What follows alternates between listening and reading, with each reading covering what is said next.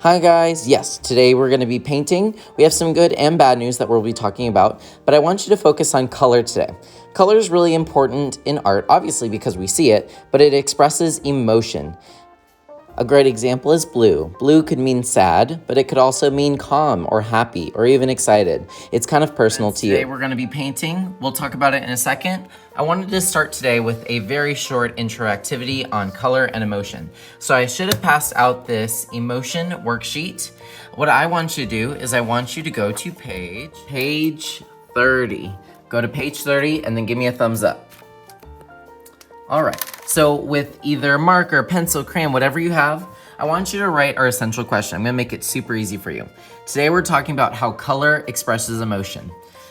I want you to pick one emotion from this sheet. Remember, you can copy it however you want. And I want you to write, how do I express emotion? And think about how this would be translated in art. So you can express emotions by frowning at someone, by telling them that you're upset or that you're happy with them or that you're thankful or that you love them. But how do you do it in art? So I want you to pick one of these feelings. After you've written, how do I express emotion? I don't want you to answer in words. I want you to answer with color. So think about either one that caught your eye. Here's what I chose. I drew some fire to express angry. So you can write the word if you want to show me in your sketchbook which emotion you chose, but we're gonna take 2 minutes. I want you to write, how do I express emotion? Pick an emotion and then do not write the answer. I just want you to color. Give me some color to that expresses whatever emotion you chose. Alrighty, 3rd grade. So today we are going to start painting. Bad news is that the paint never came and it's still on its way, so I'm hoping I can get it soon.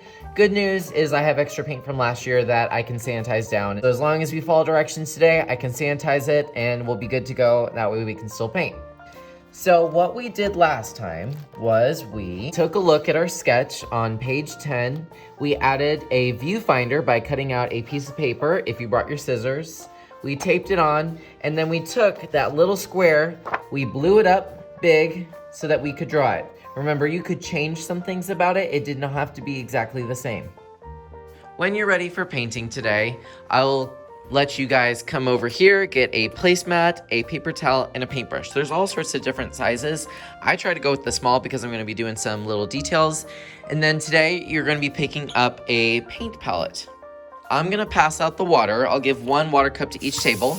However, if you need to switch it out with new water, just turn on the water, hold it under for 1 second, and you have more water. I don't know why people fill these up all the way to the top.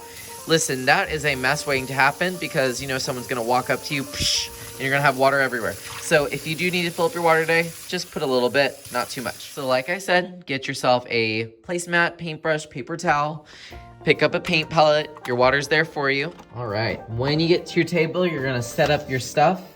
I like it when you put the placemat down first, obviously. That's what it's for, to protect the table, less things for you to clean up. Paper towel to the side. You have your own paint palette for each person. That way you're not touching and exchanging too many germs, because I am gonna sanitize this down. But you are sharing a water cup because in theory, you're not touching it very much. You might watercolor paint on your own and have your own expectations, but in my room, when you're using mine, I have my own too. So when you need to use this, you always dip into the water, let it drip, and then swirl whatever color you need. And obviously, you can paint on the paper. If you want to switch colors, you must dip, swirl, let it drip, and nope, you need to clean your brush. If you notice, the yellow is always the one that gets totally ruined first because people never clean their brush and they dip right into the yellow and ruin it for everyone. Don't be that person. You clean that brush, you clean that baby, and then you can dip, let it drip, and go into the next color. Can we mix colors? Yes, absolutely can mix colors, but don't mix them here. Mix them here. Feel free to clean your brush, go into different colors, and put them side by side.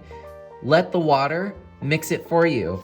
That's the science of the paint. You can mess with it, you can make it mix. Totally up to you. You can totally use your sketch as a guide. I'm gonna switch it up a little bit. I think I'm gonna have the rainbow radiating out. But that's just my choice. You can do yours your own way, or you can follow what you did exactly.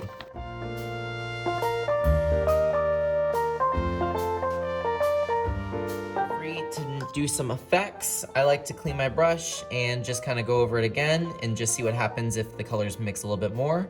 But I also just like letting them sit because they do what's called bleeding, not actually bleeding with blood, but they do some really cool effects. Here's a teachable moment. I have a spot that I don't like. Look, it's bleeding a little bit too far. Take your paper towel and give it a little kiss. Mwah. Not with your lips, but with the paper towel. If you work fast enough, you can get those little spots before they become permanent.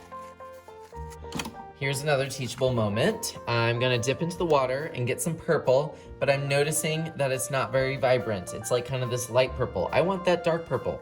If you stir around the oval a few more times, it will be darker. More stirring, more vibrancy. If you want a light purple, like I had before, more water, less paint, and you will get a lighter color. And with all colors, make sure you clean your brush so that you don't get a thing like this. But let me show you how to fix it if this happens. So if you accidentally get the wrong paint color into an oval, just take your paper towel, very light pressure, do not press hard, but give it a little kiss and see if you can get that ugliness out of there. All right, I'm almost done, but I want to go over a couple more things that you have the option of doing. Feel free to be as experimental as you want. What happens if I take my paintbrush, get really close to the wet paper, and do some dots? All right, so now I am all done. So you have your own paint tray. I'm gonna show you what to do with it, but your partner might still be working, so leave the water out just in case that they're working. Now, if both you and your partner are done, you're gonna place this water cup with your paintbrushes in the sink. However, once you are done, you need to return your paint tray, you need to put away your artwork, and you need to use your paper towel to clean your table. Let's go over that. Here's what I would do first. Your painting might be super wet, and you might be letting it have those little bleeding moments, so you might want to give it some time before you put it up on the drying rack. So I would take care of your paint palette first. Just follow the green arrows all the way around, and place it inside of the 3rd grade paint tray so that I can remember to sanitize it. I'm hoping that I can get your paint tray soon that you can keep. Water cups go in the sink, but remember only to take the water cup if you and your partner are done. Otherwise, you're just stealing their water and shame on you. When you're done with the painting though, and you're ready for it to dry on its own, take it with the placemat underneath and place it on the drying rack. So you'll remember from last year that I like it on the bottom. Put it on the bottom and then just let people kind of put it on top. I don't know what it is for people like trying to shove it on the top. They think that they like will dry faster. It doesn't work that way. Also, please don't play with this. This is about $100. And look, it's already has some damage and bends because of people playing with it. So don't do that. When you get back to your table, use your paper towel to clean up any messes that you can find. If you have a big mess or something that just won't come up, I have some wet wipes that you can use. And then remember, if your partner's done, place this in the sink. Don't worry about cleaning it. I just have the next class clean it for you. Lucky you. I would love it if you take your time today. Don't rush. If you do finish though, please feel free to decorate your sketchbook. Remember, front and back count. You can open up to a blank page and do a free draw. Totally up to you.